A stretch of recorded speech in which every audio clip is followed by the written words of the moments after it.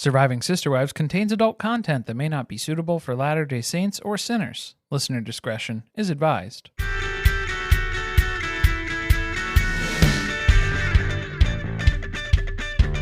Hello. We are so excited to be back after not having an episode of Sister Wives last week. It was a break week. We didn't know what to do with ourselves, so we just spent some time with the family around the holidays. Forgot what day it was. Oh, yeah. Well, it's that Twilight Zone. We did watch a little bit of Sister Wives. We watched some old episodes. We did the Hanukkah special. And if Meri, you want to call it a special. Meri slaying into the side of the house. Yep. Classic. Sending the sled into the rental. I forgot to kick off the podcast episode. What do I say? Hey, this is Carly. Yep. Nope, this is Surviving Sister Wives. Yeah, there you go. Sister Wives, Season 19, Episode 15, Faith Can Move Mountains. Why were there no mountain references in this episode at all? We didn't get to look at any mountains. I didn't see any mountains. Like, what? It's pretty What surprising. a missed opportunity. There wasn't much discussion of Coyote Pass at all, which is a real shame, even though we have had about 3 seasons straight of just non-stop Coyote Pass talk. I want so much more. I think we needed a break, but that's kind of what happens is production gets us geared up. It seems like everything about the show is set up for a storyline, and then right when I'm finally on board and invested in it, then they yank it out from under me. Like with the church shopping. I didn't want it. I was the biggest proponent against this storyline with Robyn, Rora, and Brianna searching for churches. I couldn't have cared less on paper. But then when we got here, I feel like we got robbed a little bit. I know. I have an axe to grind with Puddle Monkey after this. For real. They better go back to shopping. I hope they hated the place that they went. We need to start over again. I want to see more shopping. How come I had to watch Christine try on 18 wedding dresses? I only got to see them go to one church? It's a real bummer. This is a real letdown. But the TLC description for this one is, Robyn's girls explore non-Mormon churches, and Kody struggles to keep quiet about it. Christine tries on her fairy tale wedding dress, and the party continues with a wedding shower. Meri wants to start dating soon. It just felt so out of place. That was not the most important thing that happened with Meri in this episode. No. It was a passing comment. And that party was boring. And I bet you there's going to be a big percentage of the audience who is so confused and now thinks somehow that Meri threw Christine and David a a wedding shower. The editing was atrocious. Cross-cutting, but not in an effective way at all. There was nothing really gained from either of those stories or those scenes that were happening. So I don't know why they even made it into the final cut of the episode. I think it's just to confuse the fandom. Folks who are kind of paying attention. Now you're going to mix those two events together in your mind and think that Meri threw Christine and David a wedding shower. It was very kind of her. She did not. What a good sister wife. I got a little rewrite. It's quite a retelling of what happened. Okay, yeah, let's hear it. I'm ready. Kody creates a moment with Meri to commemorate their divorce. Robyn denies soft launching the family paperwork shuffle. Rora has an emotional reaction to the worship band. Grandma Annie's seamstress skills are redeemed. Justice for Grandma Annie, man. Yeah, she was given a pattern and she followed it. Christine picked the pattern. That's mind-blowing. So that's what we need to keep in mind. I don't feel bad for her anymore. Any criticism. I used to feel like Christine got burned with that dress. Like her hand was forced, but I mean, she was the guiding hand in determining what that model was. The final product would look like. We saw in the journey that was creating the commitment celebration dresses that Christine is a little misguided when it comes to figuring out what silhouettes look best on her. Oh, I thought you were going to say she's a little Miss Recap. No, that's Amy. Amy and Amanda. Leave them alone. No, we have exciting things to talk about here. We are going to do announcements. Do not skip them, please. The first one's very important and exciting. Our New Year's Eve special is out now. That's right, because it's the eve before New Year's Eve today. Oh, unless you're listening on the Patreon. Then you got to wait one more sleep until. True. A couple of hours. Depending. Well, yeah. So there's pluses and minuses. It's confusing the you gotta shit add out of them up. everyone. 12:30, December 30th is the day that episode is dropping. It should be out today if you're listening to this on the main feed. It is free over on Patreon. I'm going to stress that because for some reason, people don't hear the word free, which I don't understand because when I hear that word, I get very excited. Well, yeah, but it's just when they hear Patreon, they know that there's a cost associated with it. They cancel each other out. Yeah, that's the part that they hear, and then they automatically assume they're excluded. No, this is for everyone. Free public Patreon episode. Corey and Carly's Rockin' Robyn New Year's Eve. I got to give you the full name. Yeah. It was the inspiration for the entire thing. It's the experience. It's free on the Patreon. It's 3 hours long. Did you say 3 hours long? It's 3 hours long. 3 hours long. It's 3 hours long and it's free. Say free as many times. It's because free you know and free. why? Free. Because I know someone's going to go on Reddit and they're going to say they put it behind a paywall. Sons of bitches. Say no, it's not. I swear. It's there. You can listen to it. There's also a preview on the main feed of the first 30-ish minutes. A free view. That means Preview. You've got 2 hours and 30 minutes more that you can listen to on Patreon for free. And we are joined by some very special guests, their names that you know and love. Kara from Everyone's Business But Mine. Amy and Amanda from Little Miss Recap. We got Dr. Adam, the Sister Wives professor. Grace, who's got to be me now on TikTok. That's right, we've got TikTokers, guys. Yeah, it's all happening. But some of your favorite Sister Wives, podcasters, and YouTubers as well. Jody and Amanda from We Love to Hate Everything. Tess and Brooke from Psych Legal Pop. Melanie and Corey from Notes to Self 444. Kimberly from A Date with Dateline. Mrs. Kickstand from TikTok. And of course, Ace and Caitlin from Sister Wives Love Should Be Multiplied, Not Divided, or Shit Talk Podcast, or whatever variation you know and love. Sometimes people just say Ace and Caitlin. It made this very confusing to figure out how to best communicate it to you all. But you guys are able to find their stuff, and they go by like 15 different names. So I think you'll be able to figure it out. Can you find this episode on Patreon? Patreon.com/survivingpod. Free 99. It's free. So go enjoy that after We'll put this. the link. Yeah, we'll put the link in the description. So then that way it's an easy thing to just go click and you can go check it out. And why did we do such an extravaganza? It's because it is our 5-year podcasting anniversary in January. Isn't that crazy? That's pretty wild. We've been talking about the Brown family here for 5 years, and we're going to be doing some special things to celebrate. Ooh, it's a recommitment ceremony of kinds. Oh, that could have been a whole other thing. Hold on, we're going to iterate on that. Okay. Like after this, we're going to figure out how we can incorporate that into January. But you're going to want to stay in the loop, so subscribe to the podcast here if you haven't already. All right, let's get this pony in the water on this episode. I don't know where to start. I feel like it's 3 different categories. We have a Meri story, an A, B, and a C. C is for Christine because that's bottom tier and it's boring. Back to basement wife. You are back to basement wife. You have earned that title for this episode because there is no intrigue. There's no mystery. It's all stuff that we already saw last January, a year ago now. So yeah, that's the C storyline. So do you want Meri or Robyn to be the A and the B? Who do we have? All right, I'm going to say we're going with Meri as the A storyline because she dropped some tea this episode. Yeah. And also, Robyn disappointed with the lack of shopping. Robyn's so a B. you're- Yep, that's true. dropping down the list. I'm not arguing. So yeah, let's jump in. We've got Meri with kind of a bend it till it breaks segment.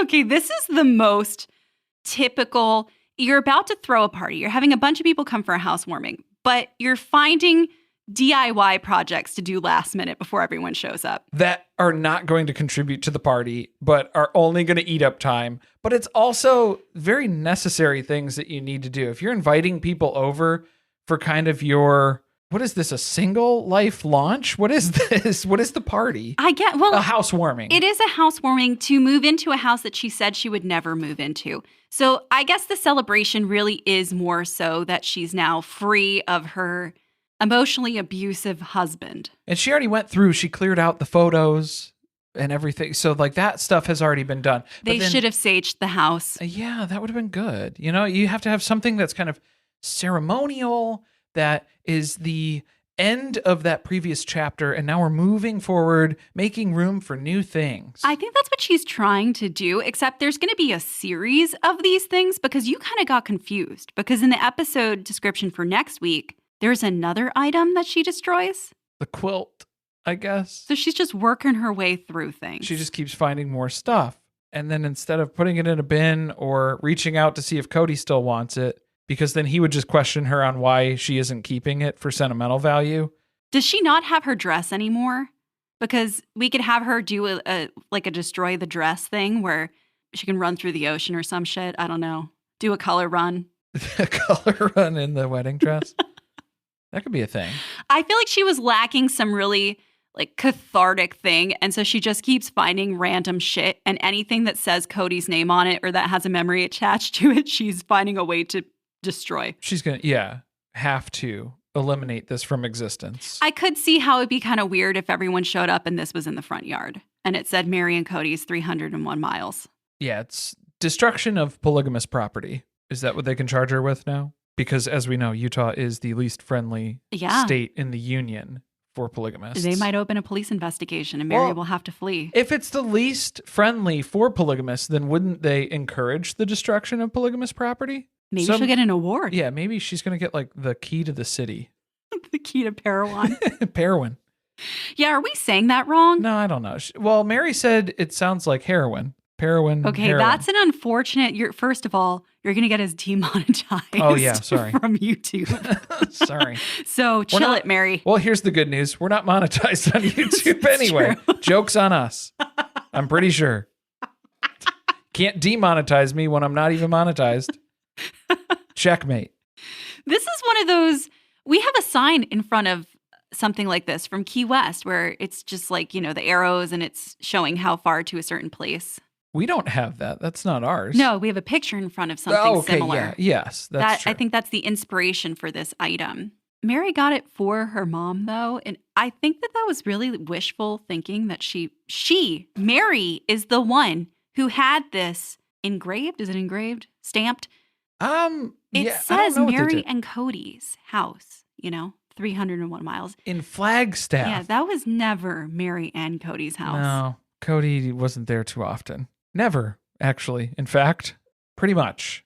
I think he came over that one time during COVID where he got a little too close on filming with the phone when he had called Robyn. Or no, Robyn had called him because he was talking to Meri too long. He only made it to the driveway, though. Yeah, that was as close as he could get. Or what about the time when they were going to visit the Dargers and he came in the house and was yelling at her that she had to get out of the bathroom, that it was time to leave.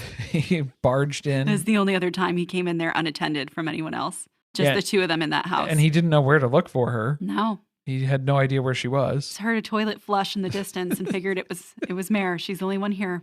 Covering up all of her sensitive bits when he came barging into the house. As we learned. As we found out officially this episode. She is joined by friends. Again, I'm putting quotes. There are a lot of random people. It's like if Meri ever babysat you or you babysat her, you are invited to be on the show this season. What would be the title of Meri's Babysitters Club book? I think that's something that we should probably crowdsource and work on here. Because it seems like that's a big circle that she runs with. People who babysat her or whom she babysat. Do a lot of people have relationships with someone who babysat them when they were a small child? Like still to this day as an adult? Family members? Yes, like cousins and aunts people and uncles. that you have to continue to interact with. That's about it. I think that's it. What are their names? Lisa and Amber. Lisa and Amber. Not important. Although they may pop up again, so who knows? We might come visit them just like they did with Brandy. Had to remember Brandy. Lisa looked so familiar, though. She's probably been here before. I think she has. They've been around a long time, the two of them. I mean, obviously because of the babysitting thing.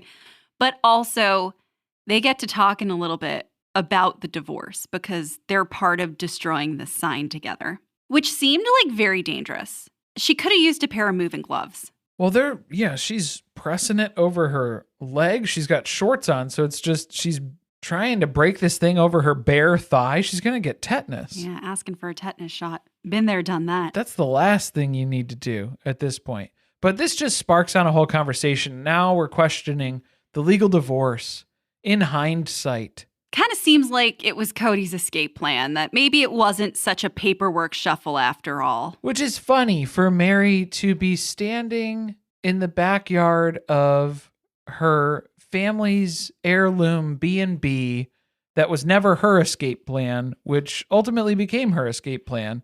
And then she's trying to back into what was Kody's escape plan, because it seems like the legal divorce was his ticket out. We've suspected that for a really long time, that Kody just quit having a relationship with Meri the minute that the paperwork got signed.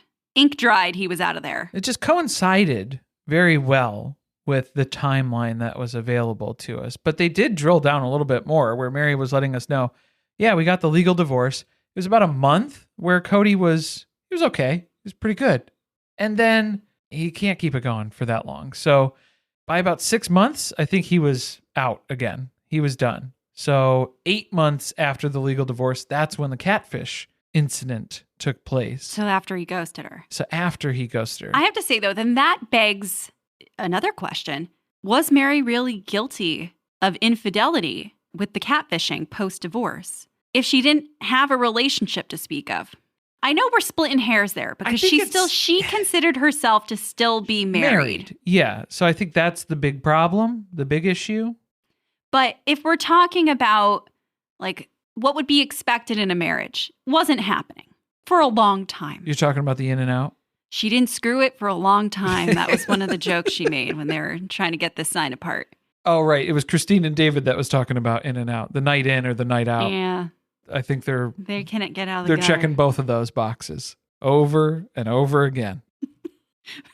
Meri's going to have to get divorced a third time for us to learn more about that. Once, twice, 3 times a lady, Meri. Third time's the charm. This combo, though, about the legal divorce. So Meri has always stuck to her guns that this was her idea. But Janelle was like, no. Meri would never do something like this. So when she approached them and said that she was going to get a legal divorce, she was going to give up the legal marriage, there were a lot of questions about where this was coming from. Janelle immediately points to, this was thoughtful, considerate, heartfelt, all of these things. Very selfless. That are not Meri. Not at all. Red flag for Janelle. That's the part that they left on the cutting room floor. Janelle knew right away. She sniffed that out. This didn't come from Meri. And our girl, Christine, she's bringing the receipts. I think this was the best bombshell of the episode, which was her talking about how she recalls Robyn repeatedly floating the idea, telling stories about other wives who had gotten divorces so that the other kids in the family could be legally adopted. Because Robyn wasn't suggesting, she wasn't making any suggestions. She just was mentioning things in passing that she's heard about that have happened to other families. Good things that have happened as a result of those selfless acts that have taken place. So, maybe she planted a seed and it grew.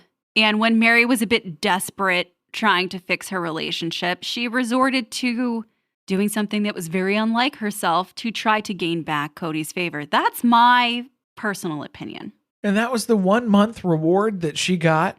Kody is still going at this from a paperwork shuffle angle defense. He took her out to dinner, gave her a nice meal. You remember that? The soup and side salad? The soup and salad after the legal divorce, signing the papers. Took her to Olive Garden. And then they probably went home, he's not sure, he doesn't really remember, and made sweet, sweet love the rest of the night. I don't think that was the phrasing that he used. The way that I was making note of it was he gave her a ring, he gave her a nice dinner, and then a mediocre wienering, probably.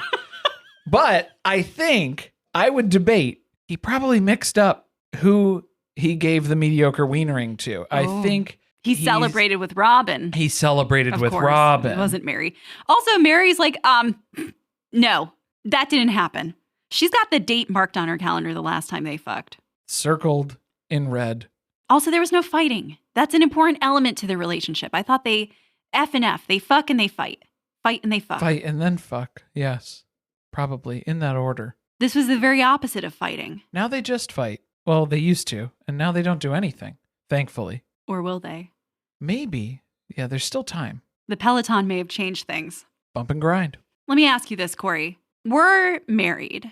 This is hypothetical. Allegedly, yeah. Okay. And we really don't have much of a relationship anymore. You've despised me pretty much since day one. I've been a giant disappointment in terms of being a good sister wife. Okay. Things haven't been going well. We haven't fucked in a long time. Do you walk into the room nude when you're changing? Do I walk into the room? In front of me. Do I walk into the room Do you nude? cover up? Do you feel a little self-conscious? Is it not my place to see the bits and pieces anymore if we're not sleeping together? Because this seems to be a really big debate. Are you wait, I'm still confused by the scenario that you've placed. You're asking me if I would cover up when I'm getting changed? Am I walking All in? right, would you expect me to? I'll Meri in the situation, but I'm me. I don't like what's happening here. Are you following this? Not really. Are you naked or am I naked? I am not. You're getting naked now. Okay. So you're No, you just happen to walk in as I'm naked. I took a shower. You happen to come in the house. You have some paperwork for me to sign, some legal documents. You're just dropping by. You're going to be out of here in a few minutes. See, I thought that was odd that Kody was able to time his visits specifically for when Meri was naked and in vulnerable states like this. Because he wasn't spending extended periods of time there. No, that's just when he happens to drop in and drop by when it's showtime. This is why Christine was pissed when he would just show up in the evenings and disrupt the schedule. He just pops in when you're getting out of the shower. I feel like you, Carly, if you're putting us into this scenario, I feel like you've covered up when we've been in arguments before. What? Why are we arguing when I'm naked? What's happening? It's getting too personal. Yeah, I told you this is where I didn't want to go this route. Okay. This is dangerous. I say no peep show. You don't get a glimpse at the goods. No. If things aren't going well. I stand with Meri. It's a real shame. Here's the thing. Kody thinks he's taken something away from Meri by not letting her see the goods, but I think in the long run, it's ultimately a relief. What kind of relief? A release? A relief that he's not. Isn't it weird that Kody has never talked about having sex with Meri? At least outside of the framework of talking about having a baby. Well, now it's his ex-wife. But is it because it's his ex-wife or he's still thinking about that day in the truck? I just think it's odd that this is coming up twice. He's talking about her crossing paths with her as she's getting out of the shower, and we're having the conversation about what happened after they signed the divorce paperwork in one episode. Oh, he's all flustered. Yeah, that's top of mind. I find it suspicious. It's on the tip of his mind. Also, I don't think Kody and Robyn have sex.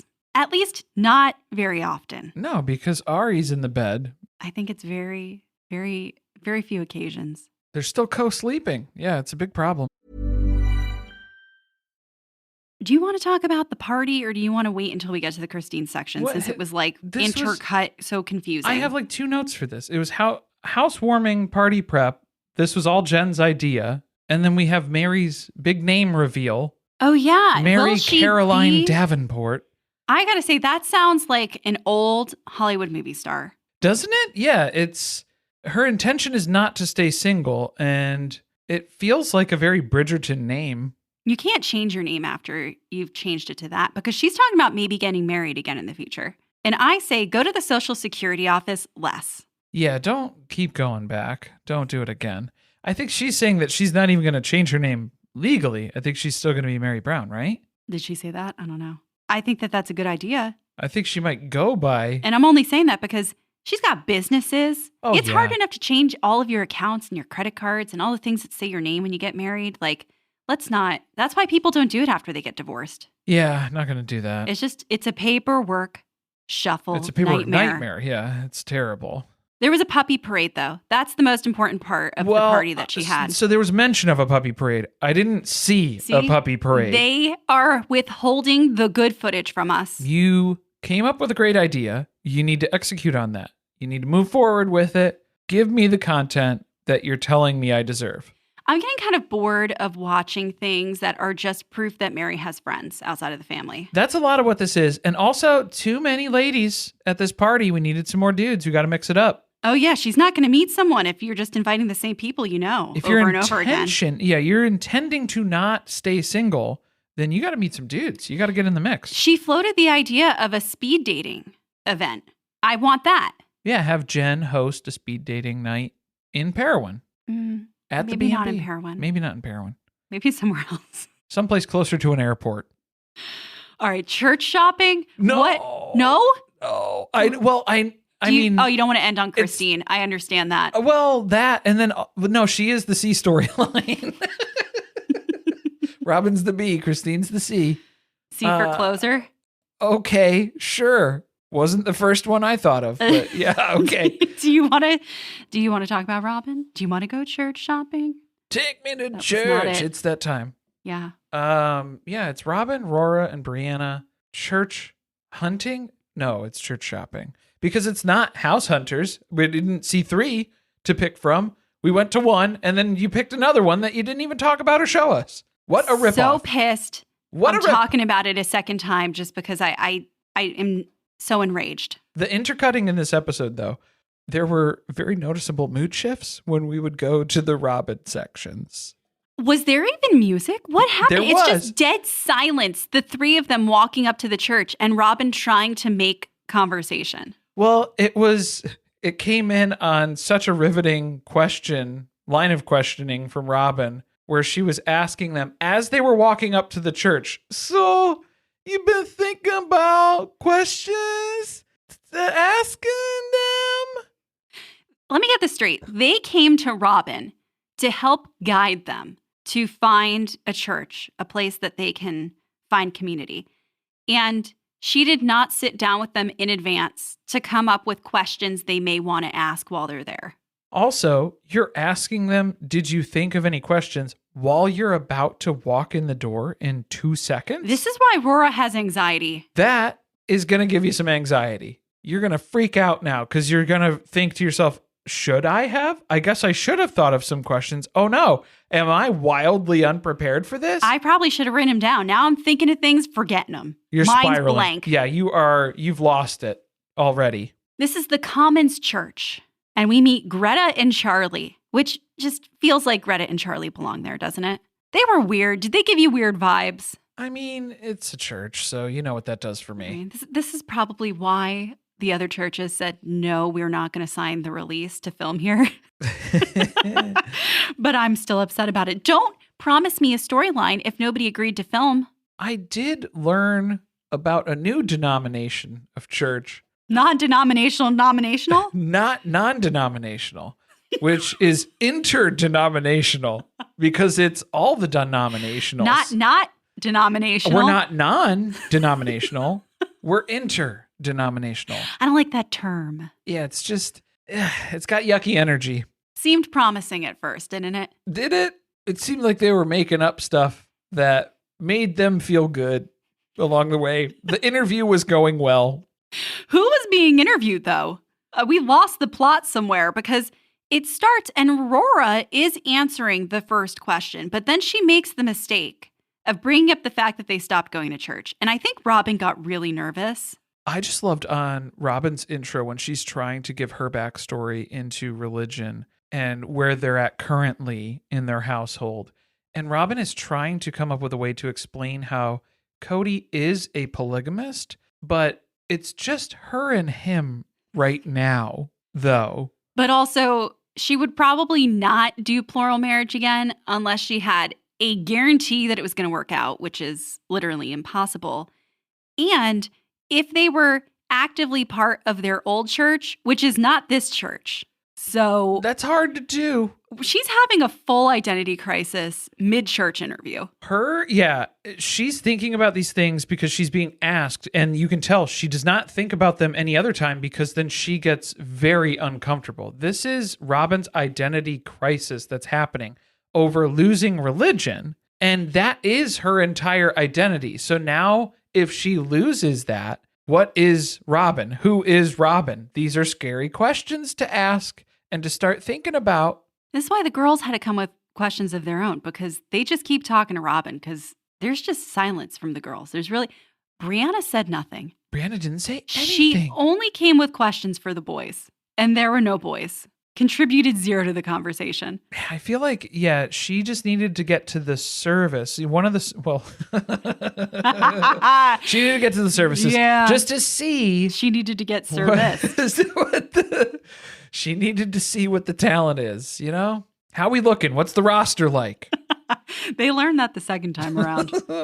Yeah, this was so weird. It just turned into like Robyn talking about what a victim she is in that the OG3 destroyed plural marriage for the girls and now they don't want to live plural marriage. So now they're looking for a church and she doesn't really know what she believes in anymore. And she's a polygamist, but then she's not. She's kind of a monogamous. And the people they're talking to have zeroed in on her because she seems the most lost of these 3. They're like, yeah, tell us more about that. Because what was funny was when Aurora was describing her religion journey, it sounded a lot like her family dynamic, though, where it was like, yeah, if you don't agree, then you're excluded. That sounds like Kody and Robyn's house. I thought that she was talking about Janelle and Christine, their perception of how the family split and that they were excluded. And then I realized that she was actually talking about her old church. Now, that's just everything. That's just anything that goes wrong. Life. It's other people excluding me. That's what's happening. Does a church get to tell you if you're like approved to join or not? I mean, most churches... like, you're a little weird. I don't know if you're ready for this yet. Well, I mean, sometimes it depends. Usually it's just if the check clears, then I think you're in. Go. Yeah, you're in. I guess they didn't like this place. I felt like Robyn was disappointed that they didn't judge them for not going to church because she seemed very nervous as soon as that conversation, that line of questioning started. The interdenominational probably scared her off a little bit too. It was a little too open, a little too accepting, a little too wide spread. It's a wide net to cast. But they eventually pick a church. We don't know which one. No, we didn't get a debrief on this one. All of a sudden, it's another day. They're dressed in their Sunday best or something like that. Close enough. They're excited but nervous. And Kody is so supportive. It's just the gals going to church. How did we go from talking about the girl's journey, finding a new church, to talking about how Robyn's confused about being gaslit by the entire family? I don't know. Yeah, she was crying about accusations that the family's making against her. And how could you accuse me of this when I'm going to church? Is that the connection? I think you're right, because why was that weaved in here? Isn't that holier than thou to a T? It didn't feel like it fit. And then we're just talking about her again. The music that was going on behind here, I felt like I was watching a Rotary commercial or something. Like there was a donation number that was going to pop up at the bottom. Her only faults were that she just had too high of expectations and she wanted too much for her sister wives. Not that she wanted too much from them. She just wanted them to have such enriched lives. She is only guilty of wanting the best for everyone. She's guilty of bending over backwards for her sister wives. I don't think that was the bending over backwards that she's been doing. I don't think she's been bending over backwards for anyone in a very long time. Maybe forwards. Maybe. But she's been gaslit this whole time. And I think she's just using that word because we used it first. It felt like that. I was, again, disappointed by this because when they showed the snippet of that, I thought that that soundbite was going to lead to a conversation about an actual accusation that was being made, something new.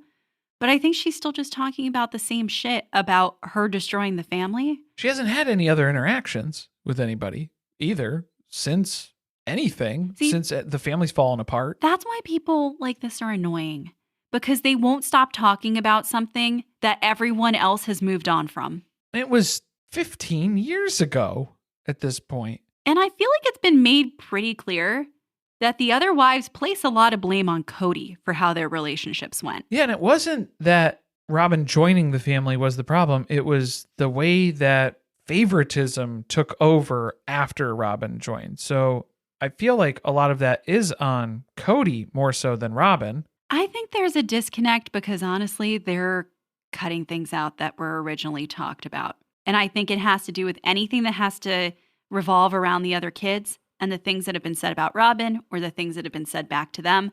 They're trimming around that because of what's to come. And it's just making things feel like they don't connect. Because that kind of comes up when they get back from church service. Yeah, they have a debrief. And Rora shares that she cried. She cried during it, which I think was such a shocker for everyone. Nobody expected that was going to happen. Aurora had an emotional reaction? On the verge of tears 24/7, that one couple actually got out of there. And it was to the most heartbreaking scene that you can imagine. It was the worship band warming up. Before the service even started, she was pre-gaming her tears. They got there that early that they were there to see the worship band preparing to go on. I feel like they were there at 7 a.m. to help set up. Well, they had to scope out the guys in the band. Well, and that was what really stirred Aurora's heart, was seeing the opportunities for Brianna in the band. But she didn't say specifically that it was for her musical abilities. That was the benefit there. I feel like there were some other opportunities that she saw. A lightning bolt opportunity or two. A glimmer in her eye. Kody's really touched by the fact that Rora is so open with her emotions, and that's just the way it is in their house here between him and Robyn and the kids. He's really in tune with the kids. This is where I felt like there was a giant hole in the story of the connection point back to the other kids, which is a storyline that has just dropped off since last season. Didn't it feel like something was missing to underscore that? The production team is neglecting those relationships as much as Kody is now. I think there's stuff that they haven't included in this season that has to do with the story about Garrison and Gabe and how they were feeling towards Kody and towards Robyn. And there's stuff in this episode that gets brought up that felt like you could have placed it in an episode from last season.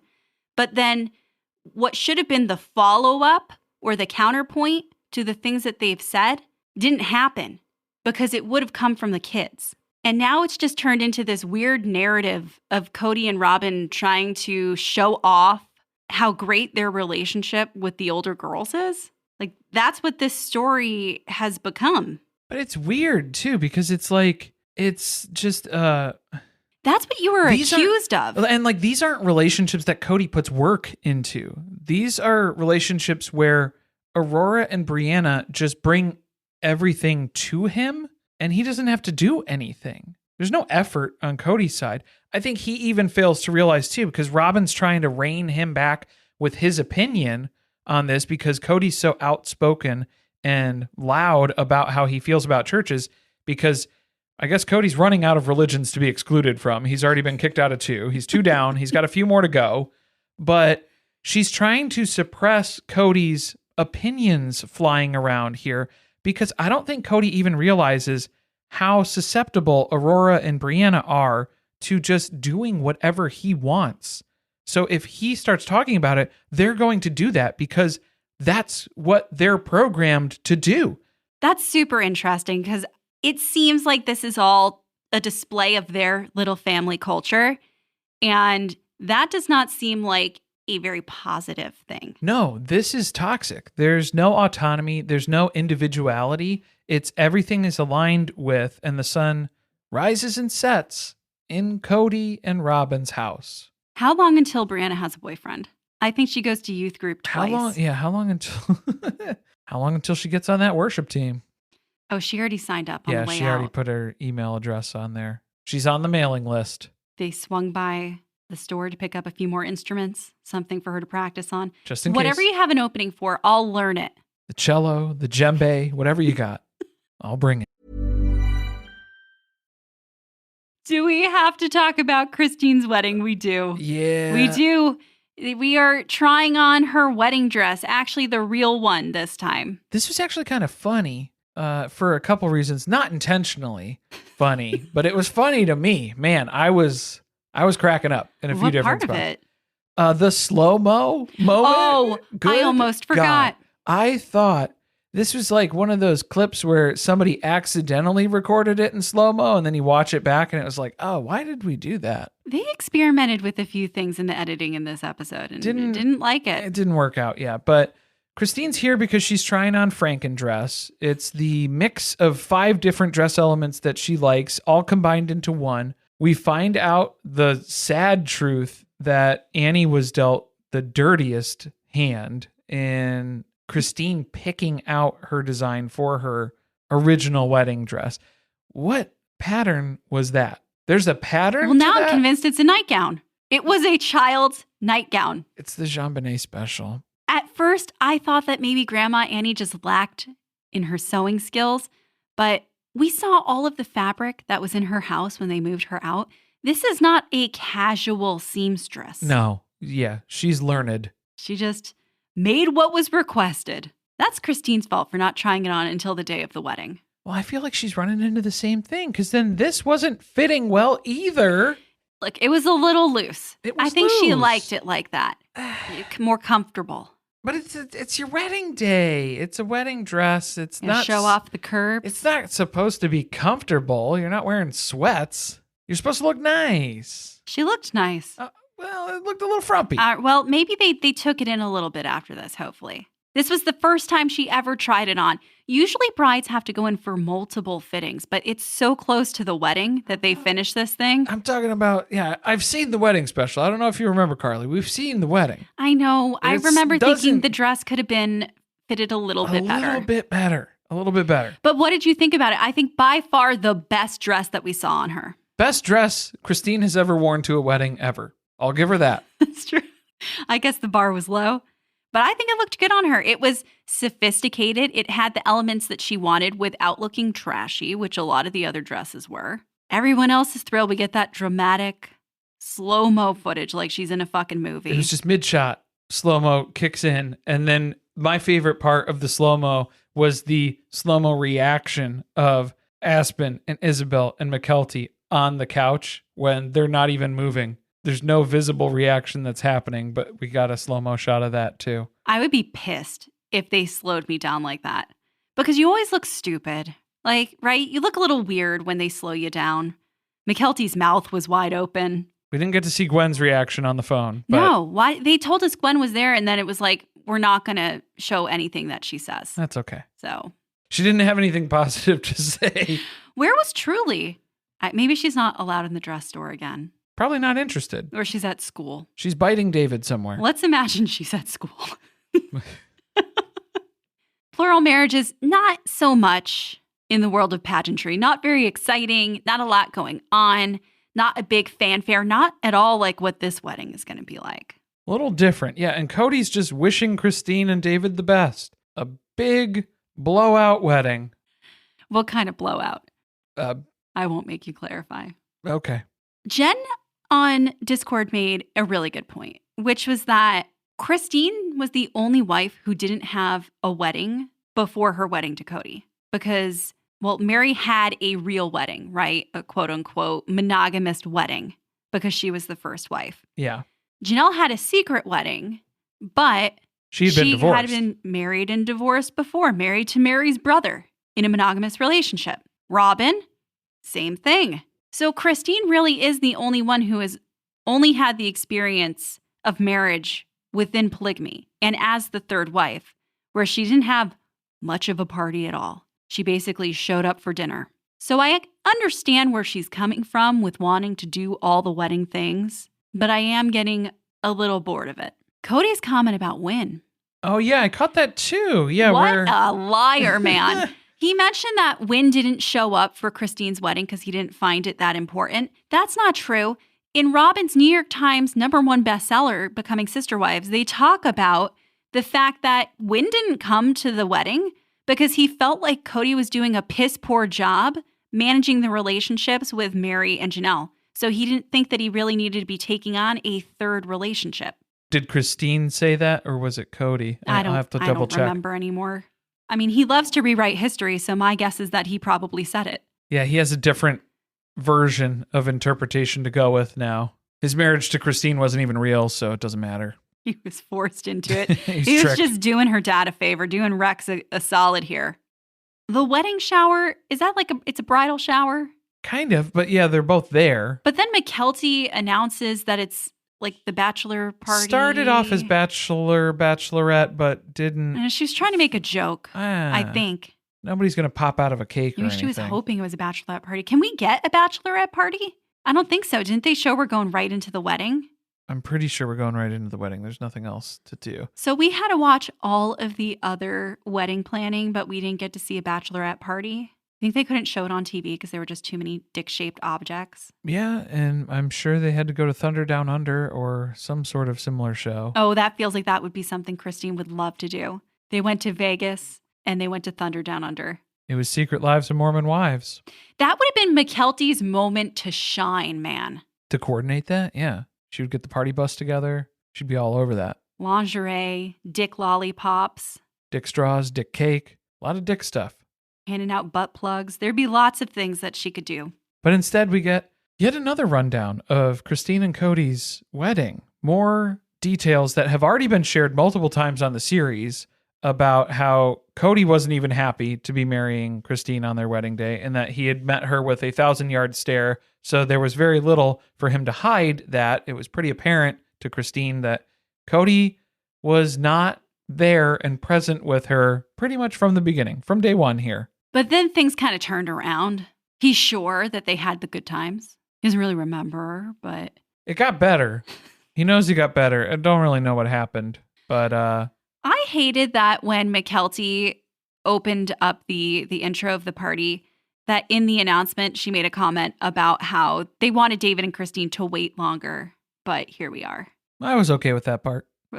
So I'm in the same boat. So yeah, that's okay. I think we agree. It's just, how many times has it been said? Like it's kind of not funny anymore. Like we're almost to the wedding. It's something to say. Yeah, like it's not something you need to publicly address, I guess. It kind of starts to feel like, do you really have a problem with it? Because then maybe the time to say it is in a private setting with your mother, even though she doesn't really give a shit when you've done that. She'll tell you to fuck off then. Yeah, but maybe too bad. Not in front of like guests who don't know how to react to that kind of joke. Well, that's where you can say, so that's, it's just billed as sarcasm in the family, but it's actually a way to say what you're really feeling and to get that out, even though it's not going to be heard or taken seriously ever. But it is a way to kind of relieve some of that pressure of carrying those feelings around with you. Which I would argue is something that was probably learned from Meri, because those are the types of little comments that Meri would make that everybody hated so much. Which is so funny to me that McKelty doesn't get along with Meri. It's because they jab in the same way? She can't hang with that? Or I don't know. All of them have bits of traits that they've picked up from different parents, including ones that they don't really like. It's a matching energy that happens, I think, as part of this. They play a game, which is who knows the couple best. I feel like this would be the worst game to play with Christine and David at the helm, because I feel like I would know answers to things, and then the answers that they would give would be wrong, and then it didn't match their version of reality. Because who knows? You have to argue with them. Yeah, who knows what's going on in their perception of this stuff. Yeah, we didn't see them answer anything. They were trying towards the end there. Well, at first, David was leaving his card unattended. Perhaps he needed a Lisa Frank folder to put up so that he could cover his answers. But Peyton kept looking over his shoulder and just copying down what he was writing down. So that's no good. For what? What did you win as the prize? We didn't even get to see. Probably just a bunch of dick straws. A gift certificate to stay at Meri's B&B for an evening. Meri doesn't know that they're giving those out. Come to find out, it's too late. You can't revoke it. This ends up turning into a conversation about hotel luggage racks. Which, okay, yeah, Which you got me. we're at odds about. You got me. What do you mean we're at odds about? As long as the suitcase isn't on a bed. You seem to think that 2 pieces of luggage could fit on 1 luggage rack. I thought that. There are some larger ones that you could if you turn them both sideways and put them back to back. So the controversy is that when they would check into a hotel when they're traveling, Kody would automatically hoard the rack for himself. He would put his luggage up on there and then let Christine or Janelle leave their luggage on the floor. Again, at least they're not putting it on the bed. Don't put it on the bed. That's no good. On a chair? Yeah, maybe You not can on get the a thing floor. up off the floor. You know you're supposed to put it in the bathtub. I feel like that's a worse place to put It's it. because bed bugs can't get to it in the bathtub. That, they're not into fiberglass. Bed bugs are in luggage racks, though, sometimes. I'm telling you guys the facts. It's the wooden Hotels are ones. scary places. Yeah, it's those wooden ones. You don't use the wooden ones. So maybe let him have the luggage rack. It's Yeah. okay in the end. If it's a wooden one, let Kody have it. Keep yours in the bathtub. I feel like, yeah, there's some bathrooms where then you might have a mold and mildew consideration. Well, it was a relationship defining moment for Christine when they checked into a hotel. I'm guessing this was 5 days into the relationship. And David put the luggage rack out for her to use because he's a gentleman. David's philosophy is the lady gets it, the gentleman gives it to her. And that has worked out for a lot of their relationship. That can be applied in many, many scenarios for Many facets. For David and Christine. But yeah, it was a true Julia sort of looking out the window at the Vegas Strip as they're coming into land. That's the first thing I thought of when they started talking about the luggage rack and how fucking rude it was that Kody would take it. Real wedding singer moment. Cody's Glenn. Real Robbie Hart we've got on our hands here. That's so petty, though, according to Kody. Do you think Robyn has to put her luggage on the ground? I would have liked to get her. Robyn doesn't leave the house. Yeah, that's why they don't travel. I want her POV when they tell stories like this. Well, yeah, those are like the pet peeve moments for Christine and Janelle. That's the sort of stuff that doesn't bother Robyn because she doesn't do any of that stuff. She doesn't travel with Kody. She doesn't go anywhere. Or she would have just said she didn't remember. I do not recall. Like she said, a Senate hearing. Just like when they asked her earlier about the paperwork shuffle, and she claimed to have no knowledge of any other time in polygamy where a family has done something similar like this to allow the dad to adopt other children. So she would never have brought it up because she just doesn't even know a story like that to tell. Those are the ones that make me a little bit leery, I think, is when she tries to distance herself from it so much, where she's never even heard of that scenario ever playing out from anyone else in the history of the world. It's so repetitive. Whenever she gets accused of something, listen to it next time because that's how she defends herself. She'll act like she's just never heard of anything like that before. It's a big, she tries to make the separation between her and that accusation so far that it's impossible. I don't know how you would even make that connection to say that I would be responsible in any way, shape, or form. I would just have a lot more understanding for Robyn if she would at any point say something like, yeah, I had heard a story like that, and I may have brought it up. I don't really remember because I didn't have an intention behind it.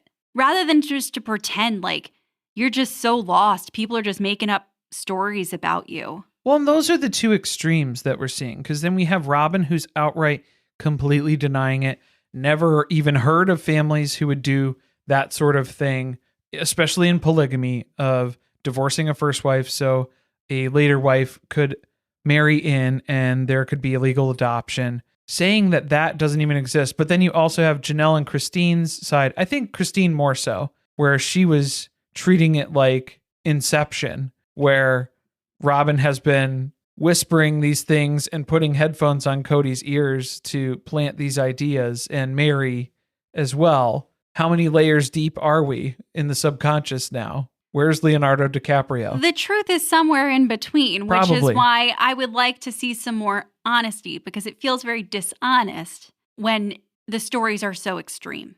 But instead, we're just going to get more wedding footage. We're excited for the wedding. More of this. Time with family, I think, is how Christine summed it up, but I don't think she realized how much bump and grind there's going to be at the wedding. Nobody could have predicted that. Are they going to show us that again? Come on, they have to show, like, unseen footage. It's either unseen or it's going to have to be very abridged, and then we just jump to, like, what happened after. Well, maybe not. You can't televise that. What are they going to... I didn't mean what that. What happened when they got home? Well... the honeymoon suite. If they made it to the car, to the limo. I don't know, what are we going to fill the rest of the season with if we're not talking about Christine's wedding? There's a lot of these episodes that have been dedicated to some form of wedding planning. They're going to have a lot of minutes that they need to insert storylines into. Christine and David's storyline is going to shift to, it's going to play out basically like a season of Married at First Sight, where now the next 18 episodes are going to be the honeymoon and then a week after the honeymoon. They're going to spread it all out into that time frame. I feel like we're going to see them find the place in Moab that they're going to buy to make an Airbnb. And so it'll be our second B&B storyline that's been on the show. And something that we've already watched play out on social media about a year and a half ago. Which, by the way, I hope that they sell because Janelle is actively trying to get people to persuade them to buy a second house in North Carolina now because Peyton has moved to North Carolina as well. She's recruiting, growing out the Tata Farms industrial complex out there. It must have been really hard for him to put in his 2 weeks at the Gentleman's Club. At the Bing, the Bada Bing. But he's found gainful employment. I think you're right. It's probably at Tata Farms. So wait, he's working security at Tata Farms now? Someone's got to guard the forest. He's going to strong arm the bats to a new habitat. All right, you're out of here. He's watching a lot of Crikey. We're the Irwins. He's got to learn a lot about animals, a lot about endangered wildlife for them to move to the next steps. My hope is that the evolution of the show, because we know that they're filming another season. Meri was spotted in Parowan out at breakfast filming with Jen. I hope that we get to see a large part of the family migrate and move to North Carolina so that they could work on Tata Farms together, because I want this to be the new My Sister Wives Closet. That's the family business. We're all in. I'm so here for seeing that play out in the future. Next episode, Meri cuts up a quilt that celebrated her marriage to Kody. Christine and David are in Moab preparing for their magical day. Robyn and Kody have a difficult conversation about the breakup of the family. Is it going to be like Logan's virgin quilt that they sent him to college with? With all the photos of the family on it? Chase the girls away. Brianna needs one of them to bring to church with her. I fear that might attract some of the people that she's looking to attract. Might be a problem. David and Christine prepare for their magical day? Are we not even going to see it all play out in one episode? Not yet. It needs to be one and done. They're drawing it out. You made us watch a 2-part wedding special. No, David's got stamina. He's not one and done. And Robyn is still confused if Janelle is interested in continuing to be in a relationship with Kody. I don't know how many times he's going to need to explain this to Robyn, but we know how many times it took for Meri to break up with Robyn. It's true. So I don't know if Janelle's going to need to have a sit down with Robyn too at the same picnic table and just kind of go through this line by line for her as well. I hope Kody doesn't have to be there too. And then it would just be Janelle and Robyn, because then Robyn would be terrified to have that conversation. Janelle is never having another conversation with Robyn ever again. No, not unless she's going to get paid out for it. Well, should we leave everyone with a pin from one of the girls' Pinterests? Oh, from Brianna's thirst board? Oh, Lord, I cannot trust myself. You know my weakness. Assist me with your grace. Maybe we'll have to put we'll put that on the watch party notice on Patreon too, so then that way you can see the image that goes along with it. I'll put it in the comments. Yeah. The crying nun. Very fitting. Like the flying nun. but different. Thanks for listening. See you next time.